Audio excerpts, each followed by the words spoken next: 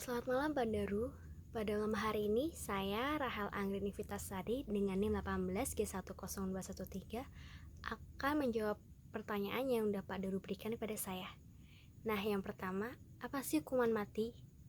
Hukuman mati adalah suatu hukuman atau vonis yang dijatuhkan pengadilan sebagai bentuk hukuman terberat yang dijatuhkan atas seseorang akibat perbuatannya. Nah, pada tahun 2005, setidaknya ada 2.148 orang dieksekusi di 22 negara, termasuk di Indonesia. Dari data tersebut, ada 94% praktikum hukum mati hanya dilakukan di beberapa negara.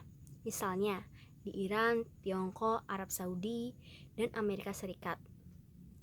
Alasan hukuman mati adalah untuk memberikan efek jera atau mencegah adanya tindakan lainnya. Nah, yang kedua, sejarah pelaksanaan hukuman mati, yaitu hukuman mati pertama kali diakui keberadaannya bersamaan dengan adanya hukuman tertulis pada abad ke-18 sebelum Masehi di Babilonia. Pada saat itu terdapat 25 jenis tindak kriminal yang pelakunya akan dijatuhi hukuman mati. Sejak saat itu praktikum hukum mati di setiap negara bervariasi, berubah sesuai kebutuhan masing-masing negara dan semakin banyak negara yang menerapkan hukuman mati. Nah, dalam sejarah dikenakan beberapa cara pelaksanaan hukuman mati. Yang pertama itu ada hukuman cambuk, yaitu hukuman dengan cara dipukuli tali di punggung. Lalu ada hukuman pacung, yaitu hukuman dengan cara potong kepala.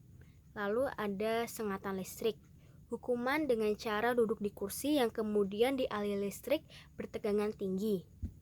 Terus ada hukuman gantung, hukuman dengan cara digantung di tiang gantungan. Lalu ada suntik mati, hukuman dengan cara disuntik obat yang dapat membunuh.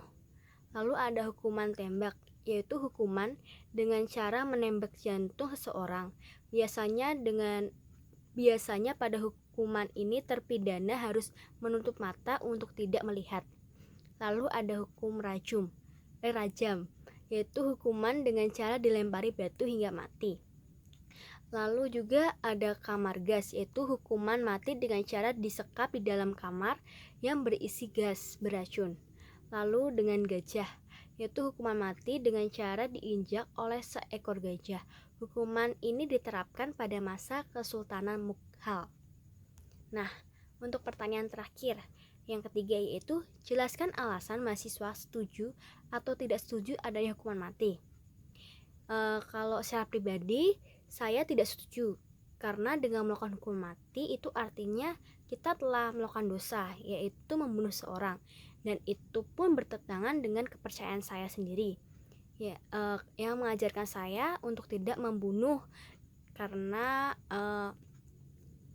hanya Tuhan yang punya hak untuk memanggil seseorang untuk bisa kembali kepadanya gitu.